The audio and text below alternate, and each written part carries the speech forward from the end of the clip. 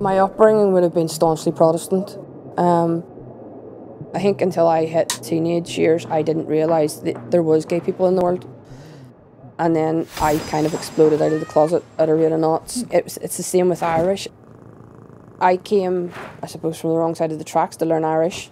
I shouldn't have been anywhere near it. It shouldn't have been something I was interested in. And it was like, there's a sense of home with Irish that I don't think I'd felt anywhere before other than being gay. It's that sense of, I belong here. It's mine to have. The post-it notes went round up in our house, and they're literally on everything. They're on the doors, the windows, the radiator cover, the letterbox, the front door. I catch her standing, trying to figure out how to say that word.